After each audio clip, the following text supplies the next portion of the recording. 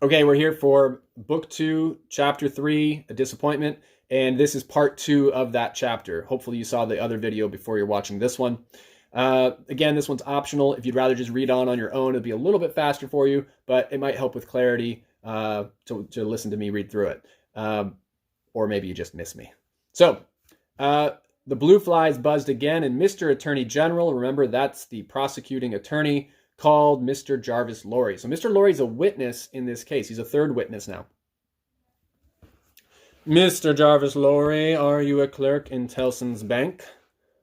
I am. On a certain Friday night in November 1775, did business occasion you to travel between London and Dover by the mail? It did. Were there any other passengers in the mail? Two.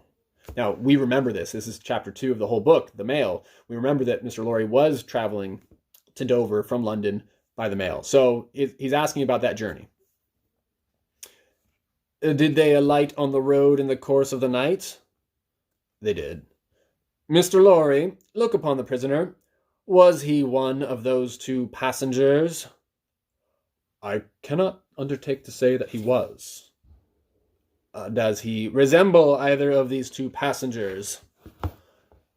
Both were so wrapped up, and the night was so dark, and we were all so reserved, that I cannot undertake to say even that. Mr. Lorry, look again upon the prisoner. Supposing him wrapped up as those two passengers were, is there anything in his bulk and stature to render it unlikely that he was one of them? No. You will not swear, Mr. Lorry, that he was not one of them? No. So at least you say he may have been one of them. Yes. Okay, big win for the prosecution here. They just got Mr. Lorry to say that he could have possibly been one of these two people that he could not identify at all. It's not really much of a win, but they're really reaching, aren't they? Except that I remember them both to have been, like myself, timorous of highwaymen, and the prisoner has not a timorous air. Timorous is similar to being timid. If you are timid, you are timorous. So he's saying that he seems too confident to be the guy. Did you ever see a counterfeit of timidity, Mr. Lorry? I certainly have seen that. Mr. Lorry, look once more upon the prisoner. Have you seen him to your certain knowledge before? I have. When? I was returning from France a few days afterwards, and at Calais the prisoner came on board the packet ship in which I returned, and made the voyage with me. Okay, so Calais, and I don't even know if I'm saying that right because my French is brutal, is the opposite of Dover. So Dover is a coastal town in England, and if you go across the channel to the nearest point, it would be this town called Calais. So that's what they're talking about. And the packet would be a packet ship, which is kind of like a traveler ship, I suppose, sort of like a ferry. So now he's talking about a few days later. This picks up, Mr. Lorry's being asked about a trip that he made a few days later, and he says he did see the prisoner then, and that few days later would be right after where we left off in Book 1. Remember, in Book 1, they left off with them leaving France altogether, but we didn't really get the details. Well, here, they're talking about that return voyage. At what hour did he come on board? At a little after midnight. In the dead of the night. Was he the only passenger who came on board at that untimely hour? I like how he makes, midnight sound so creepy. The dead of the night. Oh, it sounds guilty to me. He happened to be the only one. Never mind about happening, Mr. Lorry. He was the only passenger who came on board in the dead of the night. He was. Were you traveling alone, Mr. Lorry, or with any companion? With two companions, a gentleman and a lady. They are here. They are here. Had you any conversation with the prisoner? Hardly any. The weather was stormy and the passage long and rough, and I lay on a sofa almost from shore to shore. Miss Manette! We've now shifted to the next witness. The young lady, to whom all eyes had been turned before and were turned now again, stood up where she had sat. Her father rose with her and kept her hand drawn through his arm. Miss Manette, look upon the prisoner. To be confronted with such pity and such earnest youth and beauty was far more trying to the accused than to be confronted with all the crowd. Standing, as it were, apart with her on the edge of his grave, not all the staring curiosity that looked on could, for the moment, nerve him to remain quite still. His hurried right hand parceled out the herbs before him into imaginary beds of flowers in a garden, and his efforts to control and steady his breathing shook the lips from which the color rushed to his heart. The buzz of the great flies was loud again. So here she is looking at him, looking at the prisoner, and Dickens makes it sound like that's the hardest thing yet. All these people in their bad beer breath pointing at him, no big deal. They all want to kill him. Oh well. But this young pretty lady looking at him, oh my. And even the crowd picks up on it. The buzz of the great flies is loud again. They're, oh, pretty lady here. Oh, yeah. Okay. Miss Manette, have you seen the prisoner before? Remember, this is still the prosecution asking Miss Manette questions. Yes, sir. Where? On board the packet ship just now referred to, sir, and on the same occasion. You are the young lady just now referred to? Oh, most unhappily I am. The plaintive tone of her compassion emerged into the less musical voice of the judge, as he said something fiercely. Answer the question put to you, and make no remark upon them. What does he not like about her remark? He doesn't like that she said, unhappily, she's a witness against him. In other words, she's a witness against him, but she doesn't want to be. And the judge doesn't like that she pointed that out. Miss Manette, had you any conversation with the prisoner on that passage across the channel? Yes, sir. Recall it. In the midst of a profound stillness, she faintly began. When the gentleman came on board... Do you mean the prisoner? Inquired the judge, knitting his brows. Yes, my lord. Then say the prisoner. Why? Okay, because I think it's pretty clear the judge even is really pushing this towards a guilty verdict. He doesn't want the jury to look at the man as a gentleman. He wants them to look at them, at Charles Darnay, as a prisoner. Makes him sound more guilty. When the prisoner came on board, he noticed that my father, turning her eyes lovingly to him as he stood beside her, was much fatigued and in a very weak state of health. My father was so reduced that I was afraid to take him out of the air, and I had made a bed for him on the deck near the cabin steps, and I sat on the deck at his side to take care of him. There were no other passengers that night but we four. The prisoner was so good as to beg permission to advise me how I could shelter my father from the wind and weather better than I had done. I had not known how to do it well, not understanding how the wind would set when we were out of the harbor. He did it for me.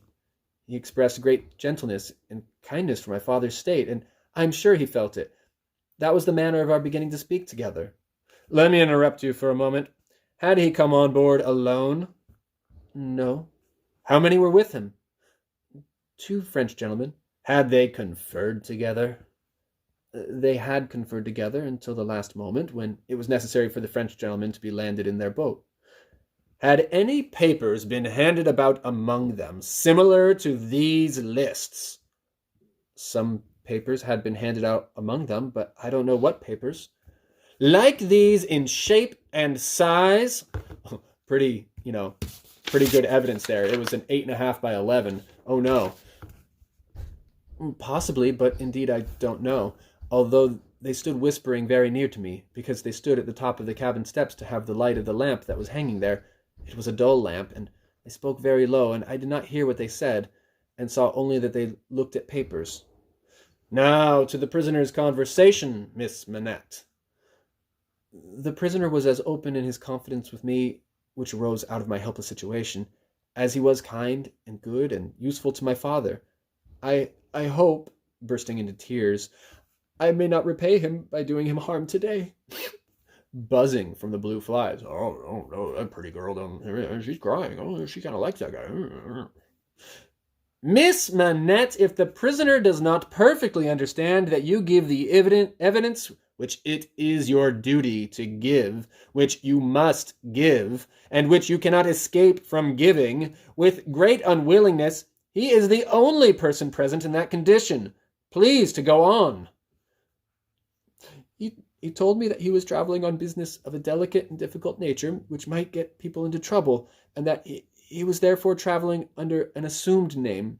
He said that this business had within a few days taken him to France, and might, at intervals, take him backwards and forwards between France and England for a long time to come.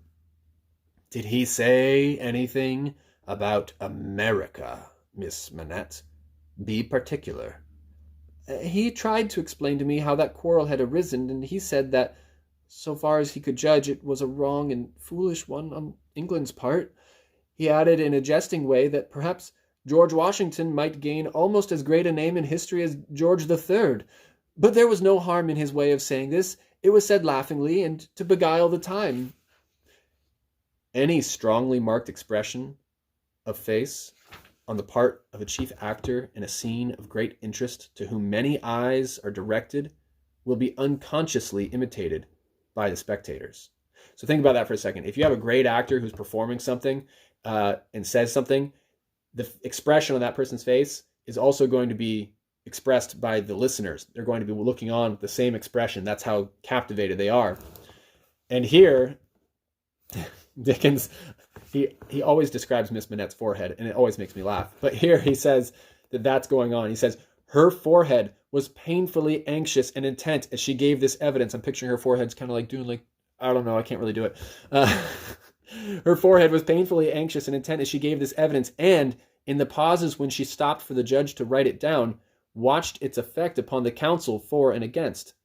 Among the lookers-on, there was the same expression in all quarters of the court, insomuch that a great majority of the foreheads there might have been mirrors reflecting the witness, when the judge looked up from his notes to glare at that tremendous heresy about George Washington. Heresy means if you're a heretic, if you say something that is just so wrong, how dare you? And it was a tremendous heresy that she made the comment, or that she relayed the comment that Darnay had made, that perhaps George Washington might be more famous in history than George III, which he is. Mr. Attorney General now signified to my lord that he deemed it necessary, as a matter of precaution and form, to call the young lady's father, Dr. Manette. Remember, my lord would be the judge, who was called accordingly.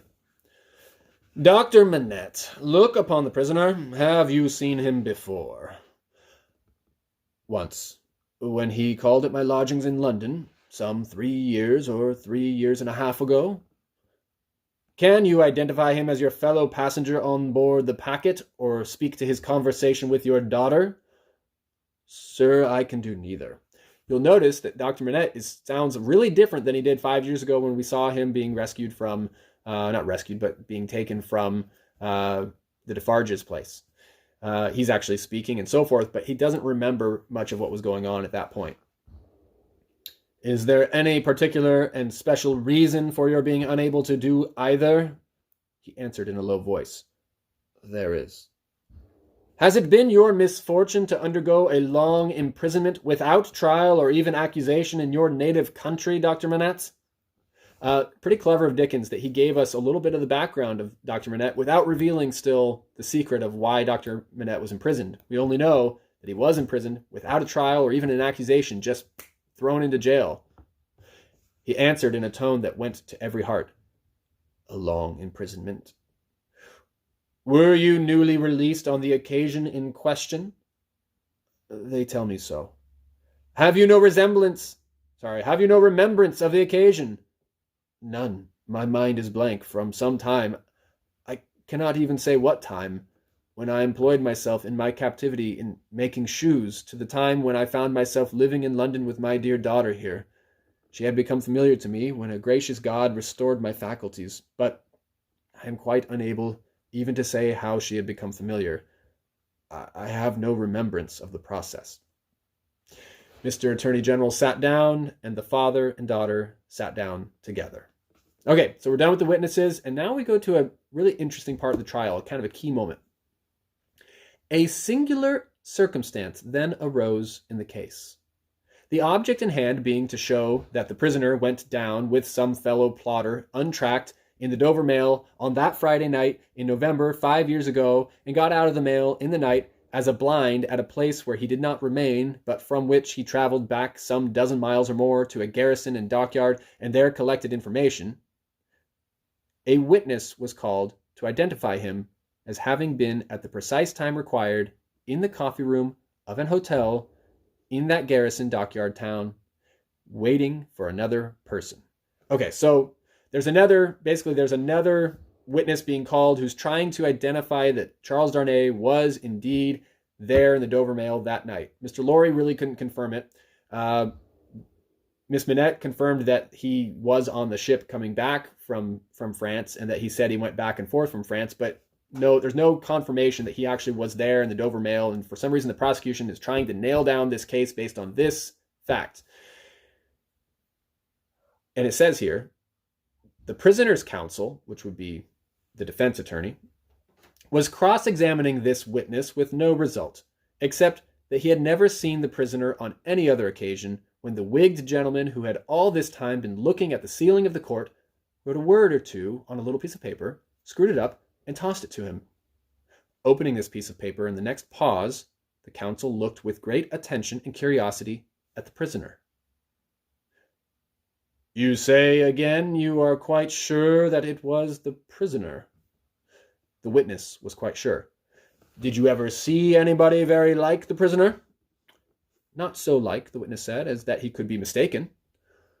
Look well upon that gentleman, my learned friend there, pointing to him who had tossed the paper over, and then look well upon the prisoner.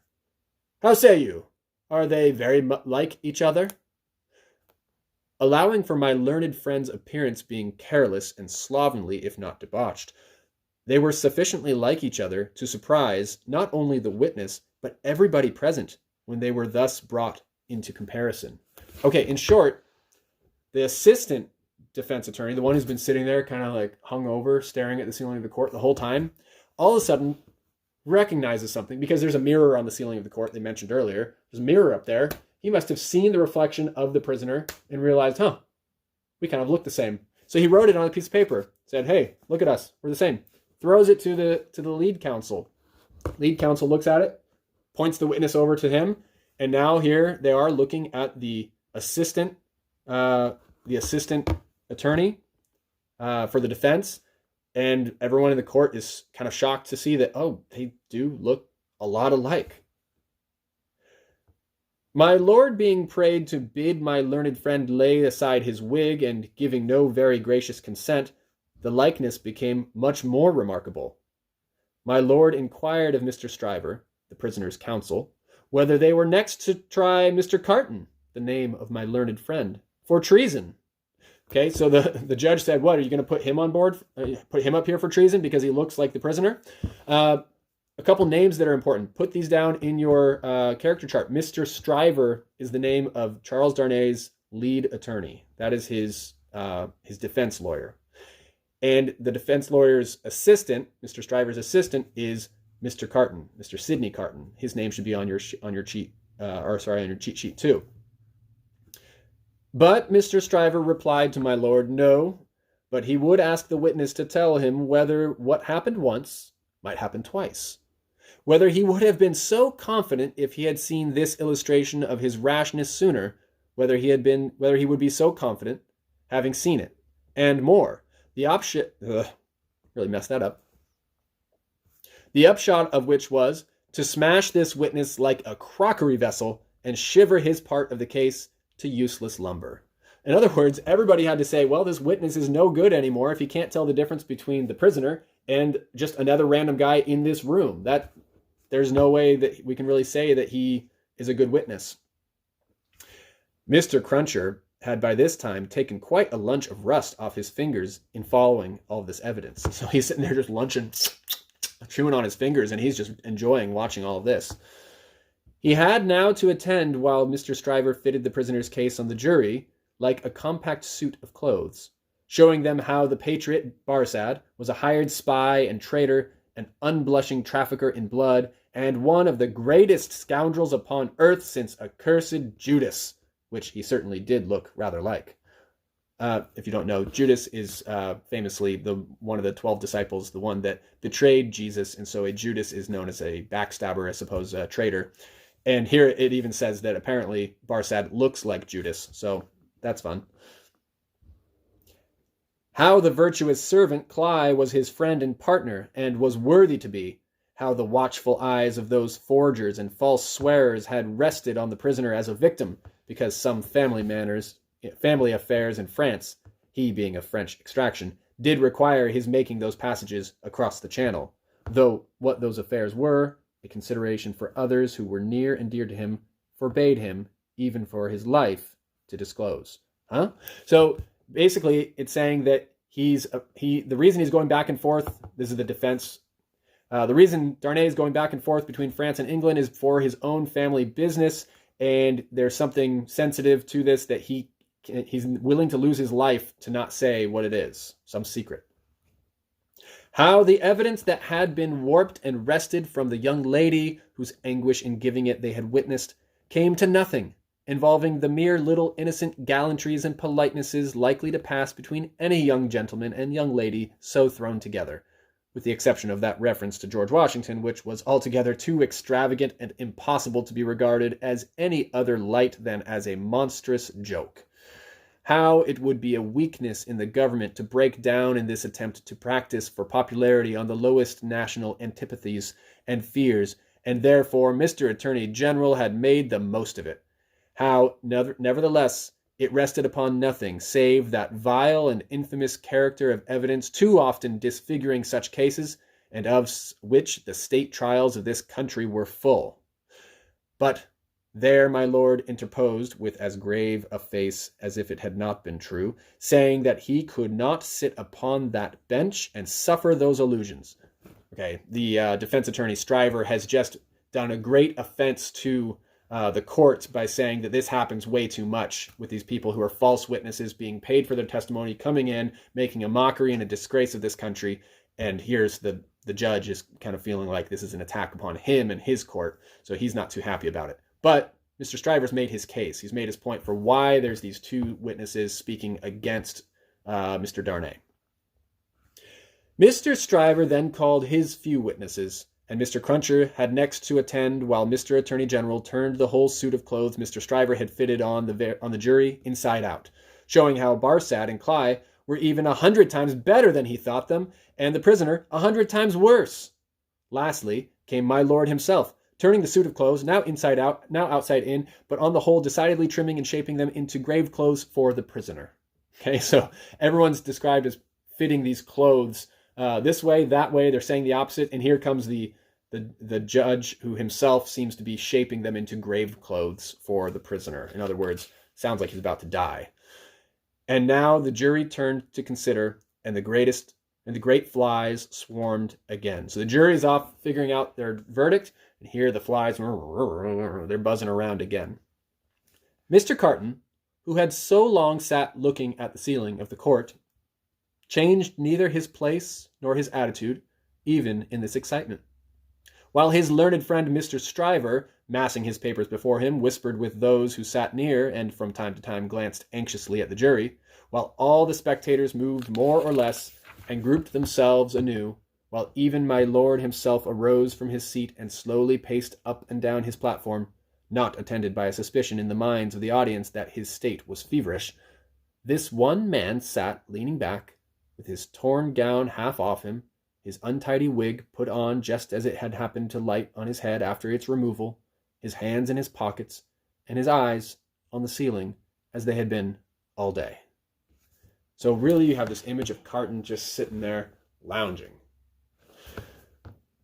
Something especially reckless in his demeanor not only gave him a disreputable look, but so diminished the strong resemblance he undoubtedly bore to the prisoner, which his momentary earnestness, when they were compared together, had strengthened, that many of the lookers-on, taking note of him now, said to one another they would hardly have thought the two were so alike. In other words, they almost don't even look alike, because he's sitting there so slovenly, just like, oh. Whereas the prisoner is more like this. Their attitudes and their manners are just so different that it's almost hard to see them as looking similar. But in that moment, when he sat up and stood there without his wig on, they did look similar. Mr. Cruncher made the observation to his next neighbor and added, "I'd hold half a guinea that he don't get no law work to do. Don't look like the sort of one to get any, do he?"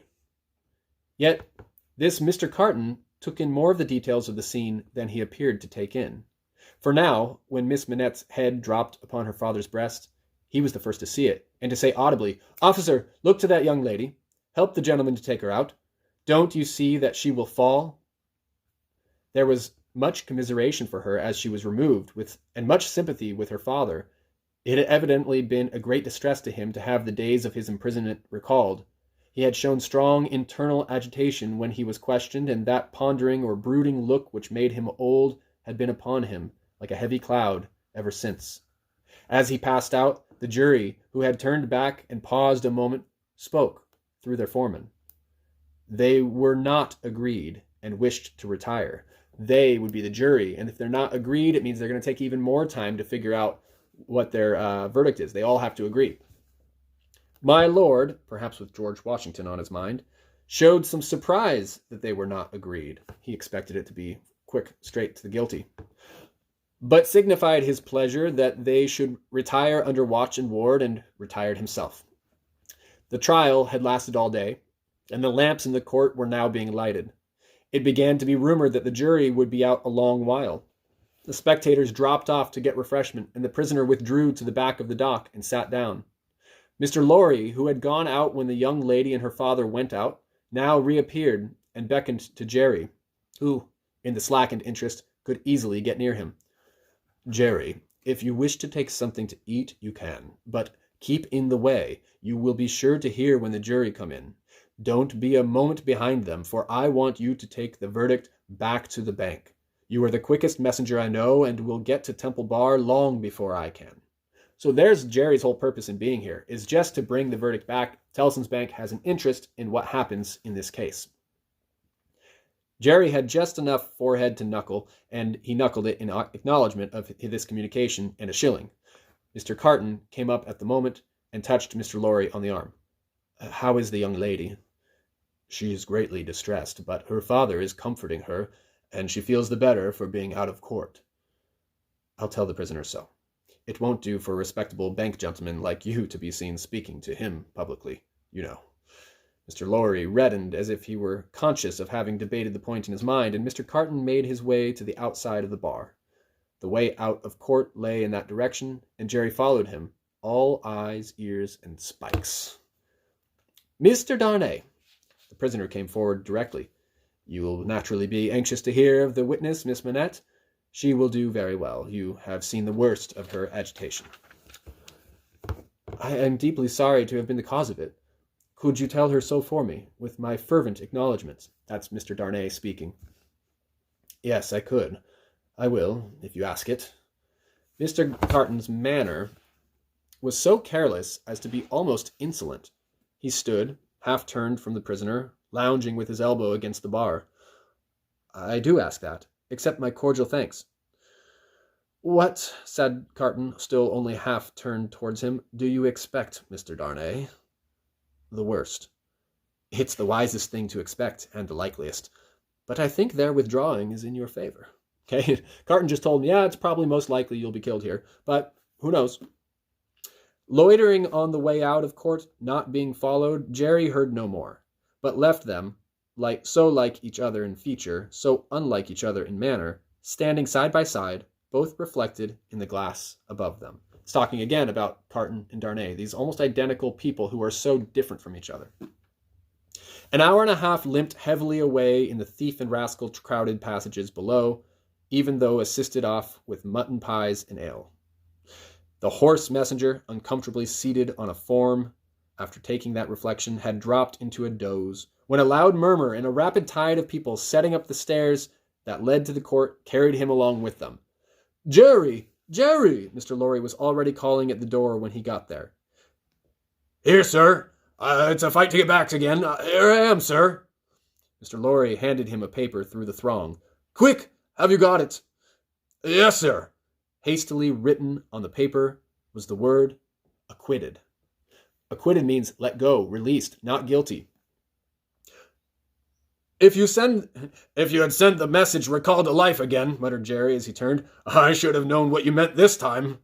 Why is he saying that? Because Darnay was pretty much standing on the edge of his grave, right? I mean, everyone thought that he was going to be guilty. Even he thought he was going to be found guilty. And here he's been found not guilty. And so Jerry's saying it would have been nice this time if you had sent the message recalled to life. He had no opportunity of saying or so much as thinking anything else until he was clear of the Old Bailey, for the crowd came pouring out with a vehemence that nearly took him off his legs, and a loud buzz swept into the street as if the baffled blue flies were dispersing in search of other carrion.